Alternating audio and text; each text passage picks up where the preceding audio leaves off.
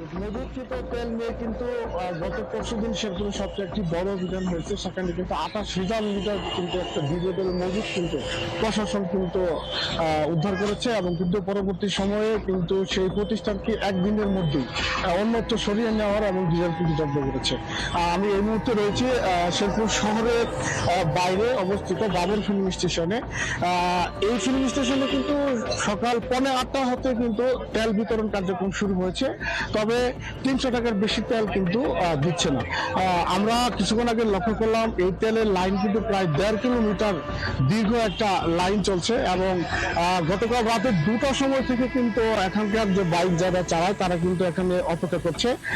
তবে দীর্ঘতির কারণে কিন্তু অনেকে ভোগান্তি শিকার হয়েছে। এখানে বাইক যারা চালায় তারা কিন্তু বারবার কিন্তু অভিযোগ করছে, অনেক সময় দেখা যাচ্ছে বোতলে ভরে তেল বিক্রি হচ্ছে। এই বোতল তেল বিক্রির কারণে অনেক মানুষ কিন্তু সেই বোতলের তেল আবার বাইরে বিক্রি করে উচ্চ দামে বিক্রি করছে, যার কারণে কিন্তু আরো ক্রাইসিস একটু বাড়ছে। আমরা কিন্তু কিছুক্ষণ আগে আমরা পাম্প মালিকদের সাথে কথা বলছি এবং সকাল থেকে আমরা বিভিন্ন পাম্প কিন্তু আমরা ঘুরছি এবং দেখছি সেখানে ভোগান্তি নানা চিত্র আমাদের চোখে কিন্তু পড়েছে।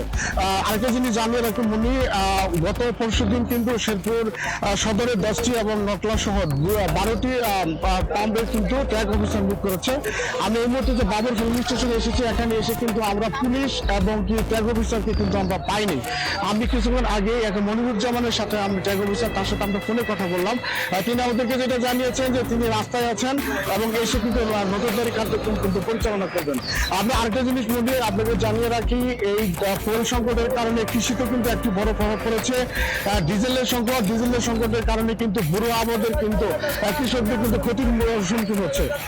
আমরা এখন একটু কথা বলার চেষ্টা করছি একজন বাইকের সাথে, যিনি তেল ভরার জন্য পাম্পে এসেছেন এবং তিনি আমাদেরকে কিছুক্ষণ আগে জানিয়েছেন যে তিনি শেষ স্টপ থেকে এখানে দাঁড়িয়ে আছেন। আচ্ছা, আপনি কখন থেকে দাঁড়িয়ে আছেন এবং তেলের কি অবস্থা? সকাল 7টা থেকে দাঁড়িয়ে আছেন। তেলের কি অবস্থা দেখছেন এখন? 300 টাকা করে তেল দিচ্ছে। মন্ডি, আমরা কিন্তু কয়েকজন বাইকার আছে, আরো কয়েকজন বাইকার আছে, আমরা একটু কথা বলার চেষ্টা করবো তাদের সাথে। আপনারা এখানে তেলের ম্যানেজমেন্ট ব্যবস্থাপনা কেমন দেখছেন? কি পরিমাণ তেল পাচ্ছেন? তেলের কোনো সমস্যা হচ্ছে কিনা তেল দিতে? ভাই, আমি আসলে মূলত 2 দিন ধরে আসতেছি, পাই নাই তেল। রাতের 12টার সময় আসছি, আমরা পাই নাই, লাইনের মধ্যে দাঁড়াই আছি। আসলে আমাদের কি করে, আসলে আমাদের কি খবর আছে এটা আপনারা প্রশাসনের কাছে দৃষ্টি আকর্ষণ করতেছি। প্লিজ আপনারা মানে ভালোভাবে যেন তেল দেয়। কি ধরনের সমস্যা আপনারা এখানে ভোগ করছেন? আমরা আসলে ভুক্তভোগী, আমরা তেল পাচ্ছি না। মুন্নি, আপনি দেখতে পারলেন আমরা কিন্তু বেশ কয়েকজন বাইকার কিন্তু আমাদেরকে কমপ্লেন করছিল যে এখানে অব্যবস্থাপনার কথা। এখানে তেল বিতরণে কিন্তু নানা ধরনের অব্যবস্থাপনা রয়েছে। দ্রুত সময়ের মধ্যে প্রশাসন যদি এই ধরনের নজরদারি অব্যাহত রাখে, ট্যাগ অফিসারগুলো কিন্তু তাদের কার্যক্রম সঠিকভাবে পরিচালনা করে, তার তেল বিতরণ কার্যক্রমে কিন্তু আর কোনো সমস্যা হবে বলে আমার কাছে মনে হচ্ছে না।